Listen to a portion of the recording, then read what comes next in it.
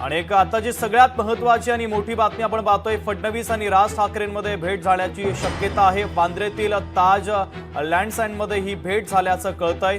या संदर्भातली माहिती आपल्याला सूत्रांनी दिलेली आहे। फडणवीस आणि राज ठाकरे यांच्यामध्ये भेट झाल्याची शक्यता आहे। सूत्रांनी लोकशाही मराठीला ही माहिती दिलेली आहे। आताची सगळ्यात महत्त्वाची आणि मोठी ब्रेकिंग न्यूज आपण पाहतोय, वांद्रेमधील ताज लँडसँड्समध्ये ही भेट झाल्याचं कळतंय। तर सूत्रांनी आपल्याला या संदर्भात माहिती दिलेली आहे। आताची सगळ्यात महत्त्वाची आणि मोठी ब्रेकिंग न्यूज आपण पाहतोय, देवेंद्र फडणवीस आणि राज ठाकरे यांच्यामध्ये भेट झाल्याची शक्यता आहे। सूत्रांनी आपल्याला या संदर्भातली अपडेट पोहोचवलेले आहेत। एका महत्त्वाच्या राजकीय भेटीच्या संदर्भातली ही ब्रेकिंग न्यूज आपण पाहतोय। तर पुणे लोकमतचे संपादक आणि ज्येष्ठ राजकीय विश्लेषक संजय आवटे सर आपल्याशी जोडले जात आहेत। आपण सविस्तर चर्चा त्यांच्यासोबत करूया। संजय सर, स्वागत आहे लोकशाही मराठीमध्ये तुमचं। एक सकाळीच खळबळजनक बातमी खरं तर राजकीय दृष्ट्या आपण पाहतोय। एका हॉटेलमध्ये मनसे अध्यक्ष राज ठाकरे हे थांबलेले असतानाच देवेंद्र फडणवीसांचा ताफा त्याच हॉटेलमध्ये गेलेला आहे आणि असं कळतं की या दोन नेत्यांमध्ये भेट होते। एकीकडे ठाकरे बंधू एकत्र येण्याची चर्चा सुरू असतानाच दुसरीकडे देवेंद्र फडणवीस आणि मनसे अध्यक्ष राज ठाकरेंची भेट होत असल्याचं कळतंय। या भेटीकडे कसं बघता? शुभम, तुम्हाला आठवत असेल मी असं म्हटलं होतं राज ठाकरे आणि उद्धव ठाकरे यांच्या एकत्र येण्याबद्दल की दिल बहलाने को गालिब ये ख्याल अच्छा है। हे काय आहे, हे आपल्याला छान वाटतं आणि आपल्या लोकांना आवडतं, माध्यमांना विशेषतः फार आवडतं। लोकांना त्याच्यामध्ये किती रस उरलाय मला माहिती नाहीये, पण मला मुळामध्ये 2-3 गोष्टी महत्वाच्या वाटतात। पहिली गोष्ट अशी आहे की तुम्ही कल्पना करा की जे राज ठाकरे मोदी शहा यांना राजकीय पटलावरून हद्दपार करा आणि लावले तो व्हिडिओ असं 2019च्या लोकसभा निवडणुकीमध्ये म्हणत होते, त्यांची भूमिका नंतर विधानसभा निवडणुकीमध्ये काय झाली, त्यांचीच भूमिका आत्ताच्या लोकसभा आणि विधानसभा निवडणुकीमध्ये काय होती, अचानकपणे ते हनुमान चालीसा कसे काय म्हणायला लागले, अचानकपणे ते भगवी शाल पांघरून कसे काय आले।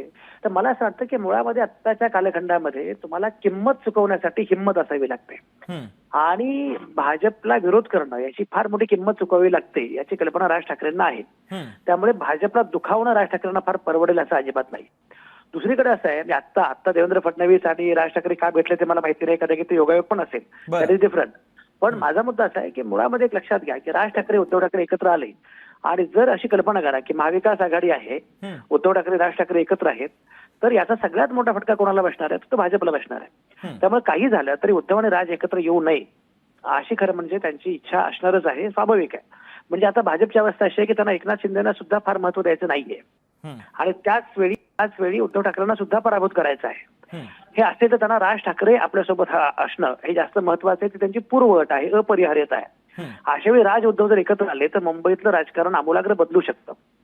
त्यामुळे मला असं दिसतंय काही झालं तरी राज ठाकरेंनी उद्धव ठाकरेंसोबत जाऊ नये असा प्रयत्न भाजपचा निश्चितपणे असणार आहे आणि भाजप ते करेल याच्यामध्ये काही शंका नाहीये आणि राज ठाकरे सुद्धा त्या अर्थानं भाजपला दुखावू शकतील असं मला वाटत नाही। त्यामुळे भाजपच्याच कलाकारांना राज ठाकरे घेतील, हा एक भाग झाला। दुसरा भाग असा आहे की आता दिसतंय की सत्तेमध्ये भाजप आहे, राज्यात सत्तेमध्ये भाजप आहे, केंद्रात सत्तेमध्ये भाजप आहे, भाजपचं एकूण महत्व किती आहे हे बघितलेलं आहे। विधानसभा निवडणुकीनंतर तर जे आता उद्धव ठाकरेंच्या शिवसेनेमध्ये आहेत, जे शरद पवारांच्या राष्ट्रवादी काँग्रेसमध्ये आहेत, त्यांना सुद्धा आता पक्ष सोडण्याची इच्छा होते आहे। अशा सगळ्या वातावरणामध्ये एवढं सगळं असताना महाविकास आघाडीकडे किंवा उद्धव ठाकरेंकडे परत येणं हे राज ठाकरे धाडस कितपत करू शकतील याविषयी मला शंका आहे। अगदी संजय सर, याच निमित्तानं महत्त्वाचा मुद्दा आहे। आपण पाहतोय सध्या सर्वत्र बेरजेचं राजकारण केलं जातं आणि राजकारणामध्ये फायदा हा खूप महत्त्वाचा असतो। म्हणजे राज ठाकरेंना एकंदरीत तुमच्या मते ठाकरेंच्या जवळ गेल्यानं फायदा आहे की भाजपच्या सोबत जुळून घेतल्यानं आता महापालिकेच्या निवडणुकांमध्ये फायदा आहे, काय वाटतं? मुळात पहिली गोष्ट अशी की फायदा तोटा हा एक भाग तर आहेच, म्हणजे फायदा थोडा राजकीय संदर्भात पण असतोच, पण फायदा थोडा आत्ताच्या कालावधीमध्ये जी किंमत पण चुकवावी लागते, भाजपला विरोध केल्याची किंमत चुकवावी लागते याची कल्पना राज ठाकरेंना आहे। त्यामुळे तो एक मोठा तोटा असू शकतो। दुसरा भाग असा आहे की भाजप सोबत जर राज ठाकरे गेले तर एक ठाकरे ब्रँड हा भाजप सोबत असल्यामुळे त्या ठाकरे ब्रँडला किमान प्रतिष्ठा मिळू शकते आणि ठाकरे ब्रँडचं जे महत्व आहे ते मिळू शकतं। पण उद्धव ठाकरे आणि राज ठाकरे एकत्र आले तर मात्र नेतृत्व कोणाचं, नक्की ठाकरे कुठले महत्वाचे, नक्की ठाकरे कुठले मोठे, अशा प्रकारचे अनेक प्रश्न येऊ शकतात। मला स्वतःला असं वाटतं की जर राज ठाकरे उद्धव ठाकरे महाविकास आघाडी म्हणून एकत्र लढले तर मुंबई महानगरपालिका आणि बाकी सगळ्या महानगरपालिका निवडणुका आणि विधानसभा निवडणुका या अर्थानं समीकरण पूर्णपणे बदलू शकतील। राज ठाकरेंची जी प्रतिमा ते स्वतः करू पाहतात, तडफदार, बेदरकार किंवा थेटपणे जे वाटतं ते परखड करणारा, परखड बोलणारा, राज्याच्या हिताचा नेता, हितासाठी काम करणारा नेता, अशी जी प्रतिमा ते करू पाहतात, ती प्रतिमा ठळक होईल, अधोरेखित होईल, त्याचा त्यांना खूपच फायदा होईल. त्यामुळे उलट पक्षी भाजपला सोडल्याचा राज ठाकरेंना व्यक्तिगत प्रतिमेसाठी फार मोठा फायदा होईल. पण अगदी. मी म्हटल्याप्रमाणे पण त्याची किंमत चुकवावी लागेल.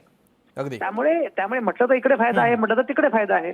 त्यामुळे किंमत चुकवायची असेल तर राज ठाकरे महाविकास आघाडी सोबत, उद्धव ठाकरेंसोबत येतील, आणि ती चुकवायची नसेल तर मग ते भाजप म्हणेल त्याप्रमाणे करत राहतील, आणि त्यामध्ये त्यांना फायदा आहेच. कारण शेवटी असं दिसतंय मी आता विधानसभा निवडणुकीनंतर ज्या पद्धतीने भाजप कामाला लागलाय, म्हणजे स्थानिक स्वराज्य संस्थांच्या अनुषंगाने भाजप ज्या प्रकारे कामाला लागले, एक लक्षात घ्या, म्हणजे आता अशी अवस्था आहे की काँग्रेसचा प्रयत्न सुरू आहे, पण तरीही काँग्रेसची तशी अवस्था अजून म्हणावी तेवढी काही चांगली नाहीये. विधानसभा निवडणुकीच्या अपयशातनं काँग्रेस सावरलेली नाही.